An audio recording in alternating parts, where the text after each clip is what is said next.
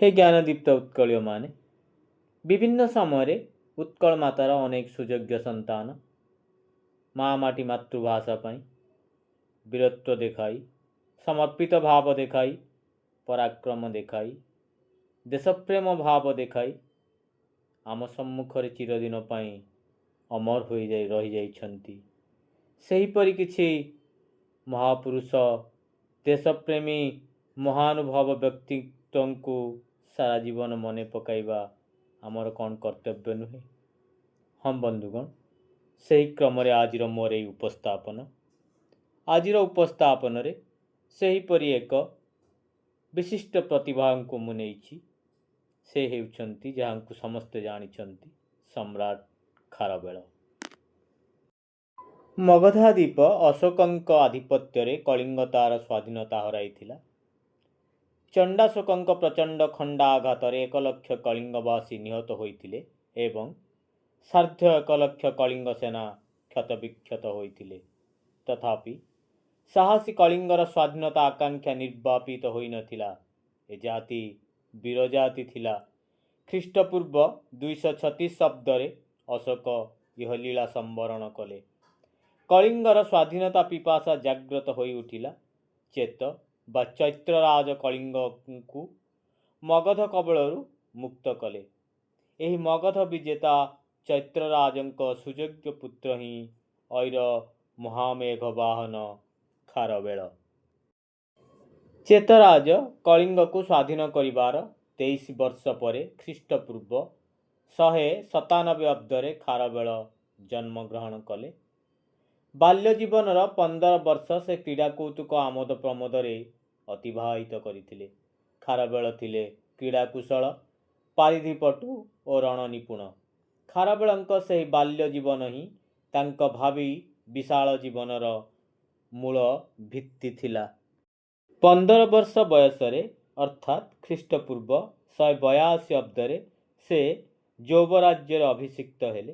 संभवतः पिता चैत्रराज वार्धक्य उपनीत होइथिले एवं वार्धक्य जोगु राज्यभार दुर्बह बोध करथिले। तेणु अल्प बयस खारवेलंकु यौवराज्य ग्रहण करने होइतिला।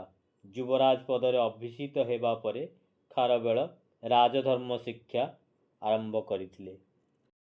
ख्रीष्टपूर्व 173 अब्दरे चैत्रराज यह ध्याम त्याग कले एवं पितांक मृत्यु परे खारवेल कलिंग सिंहासन रे अधिरूढ़ हेले।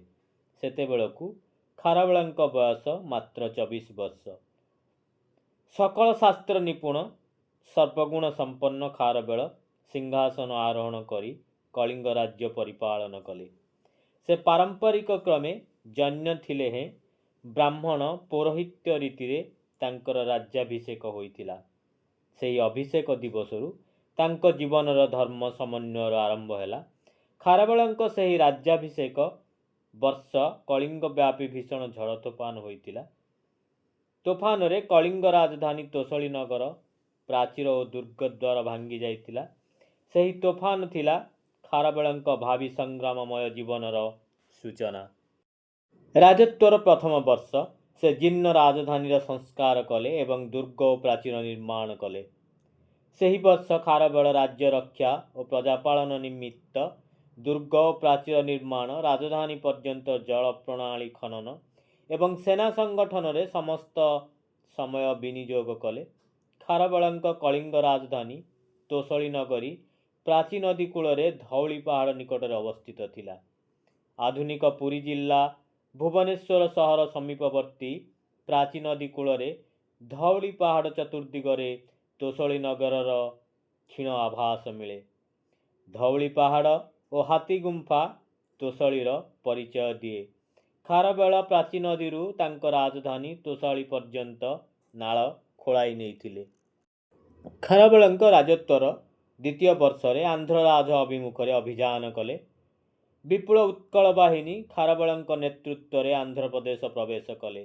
कलिंग बा उत्कलिंग नरपति खारवेल और आंध्र राजा सातकर्णीक मध्यरे भीषण संग्राम हैला। साहसी पराक्रमी कलिंग बा उत्कल सेनानीर समर नैपुण्य आगरे आंध्र सेना तिष्ठि पारिला नहीं। ସାତକର୍ଣ୍ଣୀ କଳିଙ୍ଗ ଚକ୍ରବର୍ତ୍ତୀ ଖାରବେଳଙ୍କ ନିକଟରେ ପରାଜୟ ସ୍ୱୀକାର କଲେ। ଖାରବେଳ ବିଜୟ ଗୌରବରେ ନିଜ ରାଜ୍ୟକୁ ପ୍ରତ୍ୟାବର୍ତ୍ତନ କଲେ। ସେତିକିରେ ତାଙ୍କର ରାଜ୍ୟ ବିଜୟ ଲିପ୍ସା ଶାନ୍ତ ହୋଇନଥିଲା। ବର୍ଷ ପରେ ବର୍ଷ ତାଙ୍କ ରାଜତ୍ୱର 13 ବର୍ଷ କାଳ ସେ ଦକ୍ଷିଣ, ଉତ୍ତର, ପୂର୍ବ, ପଶ୍ଚିମ ପ୍ରାୟ ସମଗ୍ର ଭାରତରେ କଳିଙ୍ଗର ବୀରବାଦ୍ୟ ବଜାଇ କଳିଙ୍ଗ ନିଶାନ ଉଡ଼ାଇବାର ପ୍ରବଳ ପ୍ରୟାସ କରିଥିଲେ। ତାଙ୍କ ରାଜବିଜୟ ଲିପ୍ସା ଫଳବତୀ ହୋଇଥିଲା। ଦାକ୍ଷିଣାତ୍ୟ ବିଜୟ ପରେ ରାଜତ୍ୱର ତୃତୀୟ, ଚତୁର୍ଥ, ପଞ୍ଚମ ଓ ଷଷ୍ଠ ବର୍ଷମାନଙ୍କରେ ଖାରବେଳ ନିଜ ରାଜ୍ୟର ଅଭିବୃଦ୍ଧି ସାଧନରେ ରତ ଥିଲେ।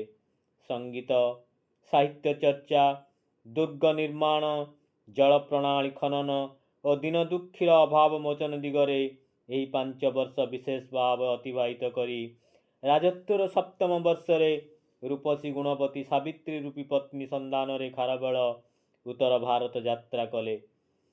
ପଞ୍ଚଅପ ବା ପଞ୍ଜାବ ଅତିକ୍ରମ କରି ସେ ସୀମାନ୍ତ ଭାରତରେ କଳିଙ୍ଗର ବିଜୟ ନିକେତନ ଉଡ଼ାଇଥିଲେ ଏବଂ ଜଣେ ସମୃଦ୍ଧିଶାଳୀ ଶକ୍ତିଶାଳୀ ସୀମାନ୍ତ ଭାରତୀୟ ରାଜାଙ୍କୁ ପରାସ୍ତ କରି ତାଙ୍କ ରୂପସୀ ଗୁଣବତୀ ସାବିତ୍ରୀ କନ୍ୟା ଦୁଷୀଙ୍କ ପାଣିପୀଡ଼ନ କରିଥିଲେ। ଦୁଷୀ କଳିଙ୍ଗ ଚକ୍ରବର୍ତ୍ତୀ ଖାରବେଳଙ୍କ ପଟମହିଷୀ ଥିଲେ। ରାଜତ୍ୱର 10ମ ଓ 12ଶ ବର୍ଷମାନଙ୍କରେ ଖାରବେଳ ରାଜ୍ୟ ବିଜୟ ଅଭୀଷ୍ଟ ସାଧନ ଉଦ୍ଦେଶ୍ୟରେ ଉତ୍ତର ଭାରତ ଓ ପଶ୍ଚିମ ଭାରତ ବିରୋଧରେ ଅଭିଯାନ ଚଳାଇଲେ।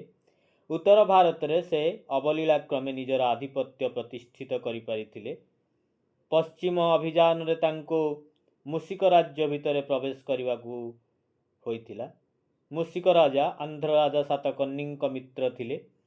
କଳିଙ୍ଗ ବିରୋଧରେ ବିଦ୍ରୋହ କରିବା ପାଇଁ ସାତକର୍ଣ୍ଣୀଙ୍କୁ ମୂଷିକ ରାଜା ସାହାଯ୍ୟ କରିଥିଲେ। ସେହି ପ୍ରତିହିଂସା ସାଧନ ହିଁ ଖାରବେଳଙ୍କୁ ମୂଷିକ ରାଜ୍ୟ ଆକ୍ରମଣର ଉଦ୍ଦେଶ୍ୟ ହୋଇଥିଲା। ବର୍ତ୍ତମାନର କଳାହାଣ୍ଡି, ସମ୍ବଲପୁର ଓ ପଶ୍ଚିମ ଘୁମୁସର ପୂର୍ବ କାଳରେ କୋଶଳ ନାମରେ ଅଭିହିତ ହେଉଥିଲା।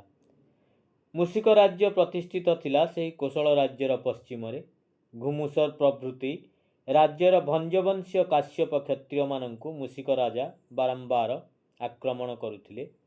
କାଶ୍ୟପ କ୍ଷତ୍ରିୟମାନଙ୍କୁ ରକ୍ଷା କରିବା ଥିଲା ଖାରବେଳଙ୍କ ମୂଷିକ ରାଜା ଆକ୍ରମଣର ଅନ୍ୟତମ ଉଦ୍ଦେଶ୍ୟ। ଖାରବେଳ ମୂଷିକମାନଙ୍କୁ ପରାସ୍ତ କଲେ, ମୂଷିକ ରାଜଧାନୀ କରାୟତ୍ତ କଲେ ଏବଂ ସମଗ୍ର ମୂଷିକ ରାଜ୍ୟକୁ ବିଶାଳ କଳିଙ୍ଗ ରାଜ୍ୟରେ ଅନ୍ତର୍ଭୁକ୍ତ କଲେ। ଖ୍ରୀଷ୍ଟପୂର୍ବ 171 ଅବ୍ଦରେ ମୂଷିକ ରାଜ୍ୟ କଳିଙ୍ଗ ସଙ୍ଗେ ଏକୀଭୂତ ହୋଇଥିଲା। ଆନ୍ଧ୍ର ରାଜା ସାତକର୍ଣ୍ଣୀଙ୍କୁ କଳିଙ୍ଗ ବିପକ୍ଷରେ ଭୋଜକ ଓ ରାଷ୍ଟ୍ରିକ ରାଜ୍ୟର ରାଜାମାନେ ଠିଆ କରାଇଥିଲେ। ସେ ରାଗ ଖାରବେଳଙ୍କର ଜାଗ୍ରତ ଥିଲା। ସାତକର୍ଣ୍ଣୀ ପରାଜିତ ହୋଇ କଳିଙ୍ଗର ଆଧିପତ୍ୟ ସ୍ୱୀକାର କରିବା ପରେ ଖାରବେଳ ଭୋଜକ ଓ ରାଷ୍ଟ୍ରୀୟ ରାଜ୍ୟ ଦ୍ୱୟ ଆକ୍ରମଣ କଲେ। ଆଧୁନିକ ବେରାର ଥିଲା ପ୍ରାଚୀନ ଭୋଜକ। ବର୍ତ୍ତମାନ ମହାରାଷ୍ଟ୍ର ରାଷ୍ଟ୍ରିକ ରାଜ୍ୟ ନାମରେ ଅଭିହିତ ଥିଲା। ଯୁଦ୍ଧରେ ଖାରବେଳ ଭୋଜକ ଓ ରାଷ୍ଟ୍ରିକ ରାଜ୍ୟର ରାଜାମାନଙ୍କୁ ପରାସ୍ତ କଲେ। ଫଳତଃ ଭୋଜକ ଓ ରାଷ୍ଟ୍ରିକ ରାଜ୍ୟ ଦ୍ୱୟ କଳିଙ୍ଗ ଚକ୍ରବର୍ତ୍ତୀ ମହାମେଘବାହନ ଖାରବେଳଙ୍କ ଏକାଧିପତ୍ୟ ନତମସ୍ତକରେ ସ୍ୱୀକାର କଲେ। ତାପରେ ବୈର ସାଧନ ଲାଗି ଖାରବେଳଙ୍କ ଦୃଷ୍ଟି ପଡ଼ିଲା ମଗଧ ଉପରେ। ମଗଧ ଅଧିପତିମାନେ ବାରମ୍ବାର କଳିଙ୍ଗର ସ୍ୱାଧୀନତା ଅପହରଣ କରି ନେଇଥିଲେ। ସେ ଅବମାନନା କଳିଙ୍ଗ ବତ୍ସଳ ଖାରବେଳଙ୍କ ପକ୍ଷରେ ଅସହ୍ୟ ହେଉଥିଲା। ବର୍ତ୍ତମାନ ସମୟ ଓ ସୁଯୋଗ ପାଇ ସେ ମଗଧ ଆକ୍ରମଣ କଲେ। ତତ୍କାଳୀନ ମଗଧାଧିପତି ପୁଷ୍ୟମିତ୍ର ନିଖିଳ ଭାରତର ଏକଛତ୍ର ଅଧିପତି ନାମରେ ନିଜକୁ ଅଭିହିତ କରାଉଥିଲେ। ପୁଷ୍ୟମିତ୍ରଙ୍କ ଓଜ, ବୀର୍ଯ୍ୟ, ଶକ୍ତି, ସାମର୍ଥ୍ୟ ତଦ୍ରୂପ ଅସାଧାରଣ ଥିଲା। ଯୁଦ୍ଧବିଦ୍ୟା ବିଶାରଦ ଖାରବେଳ ନିମ୍ନ ହିମାଳୟ ପ୍ରବେଶ ବାଟେ ବୁଲି ଉତ୍ତର ଦିଗକୁ ମଗଧ ରାଜଧାନୀ ପାଟଳିପୁତ୍ର ଅଭିମୁଖେ ଅଭିଯାନ କଲେ। ହସ୍ତୀବହୁଳ କଳିଙ୍ଗରୁ ବହୁସଂଖ୍ୟକ ହସ୍ତୀ ନେଇ ଖାରବେଳ ରଣଯାତ୍ରା କରିଥିଲେ। ହସ୍ତୀ ପୃଷ୍ଠରେ ଗଙ୍ଗା ନଦୀ ପାର ହୋଇ ବିପୁଳ କଳିଙ୍ଗ ସେନା ଘେନି ସେ ପାଟଳିପୁତ୍ରରେ ପ୍ରବେଶ କଲେ। ଭୀଷଣ ସଂଗ୍ରାମ ସଂଗଠିତ ହେଲା। ଭାରତ ବିଖ୍ୟାତ ତଥା ଭୁବନ ବିଦିତ ମଗଧ ନରପତି ପୁଷ୍ୟମିତ୍ର କଳିଙ୍ଗ ଚକ୍ରବର୍ତ୍ତୀ ଖାରବେଳଙ୍କ ନିକଟରେ ପରାଜୟ ସ୍ୱୀକାର କଲେ। ମଗଧ ବାହିନୀ କଳିଙ୍ଗ ସେନାନୀ ସଙ୍ଗେ सम्मुख समर परास्त होई छत्रभंग देला। जो पुष्यमित्र दिने प्रबल वैदेशिक शत्रु मेरिट्रियस और मिनेंडर को परास्त करथिले एवं ग्रीक मानक भारत वर्षर सीमा पार कराई देइथिले। सही पुष्यमित्र को कलिंगाधीप खारवेल परास्त करी विजय टीका घेनी कलिंग राजधानी तोशाली नगर को प्रत्यावर्तन हेले। पुष्यमित्र को पराजित करी खारवेल अंग और मगधरू बहु धनरत्न नहीं आसीथिले।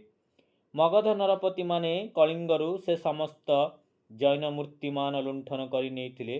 खारवेल से समस्त मूर्ति कलिंग को फेराई आणले। मगधाधिप पुष्या बा पुष्यमित्र सेतेबेले कलिंगर आधिपत्य स्वीकार कले। सेतेबेले खारवेल विशाल भारतर राजचक्रवर्ती बोलाइबा को साहस कले। खारवेलंक आकांक्षा पूर्ण हेला। राज्य विजय लिप्सा पूर्ण हेला। खारवेल एणिकी धर्म आड़ को मन बड़ाइले। राजश्री खारवेल शेष जीवनटा धर्म साधन अतिवाहित कले। कलिंग महाराणी दूषी खारवेलंक प्रकृत सहधर्मिणी हेले। खंडगिरी उदयगिरी और धवलगिरी रे गुंफा खोलाई खारवेल जैन तपस्वी मानक आश्रय देले। खंडगिरी रे राणीहंसपुर गुंफा खोदित हेला। राजा खारवेल और राणी दूषी साधुसंत तपस्वी परिवेष्टित होई गिरिगह्वर रे महातपस्या निमग्न हेले। गिरिगुंफारे कलिंग सिंहासन प्रतिष्ठित हेला। कलिंग राजधानी तोशली खंडगिरी गह्वर रे परिणत हेला। राजविभव राज्य विजय गौरव राणी गुंफा को घेरी अइला। राजधानी समस्त कार्य तत्परता समस्त कर्म कठोरता खंडगिरीर गभीर तपस्या रूपांतरित हेला। खारवेल समस्त धन दौलत तपस्वी मानक सुख सुविधार विनियोग कले। अवशिष्ट जीवन बानप्रस्थरे से ही गिरिगुंफार अतिवाहित करी खारवेल महानिर्वाण प्राप्त हेले।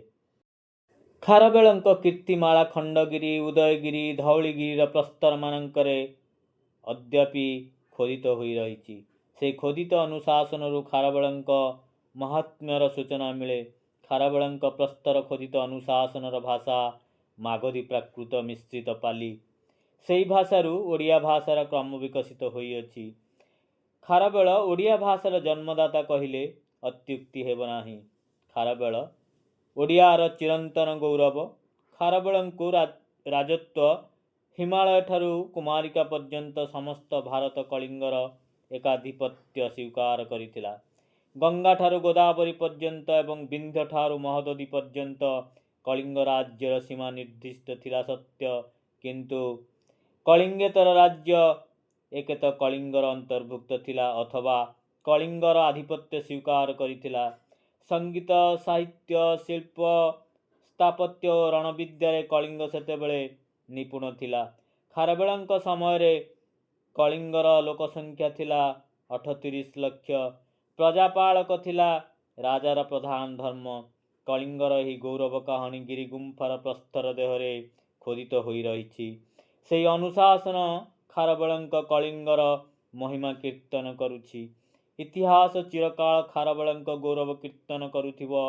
खारवेलंक गौरवरे कलिंगर गौरवरे ओडिया चिरदिन निजकू गौरवान्वित मने करुथिब।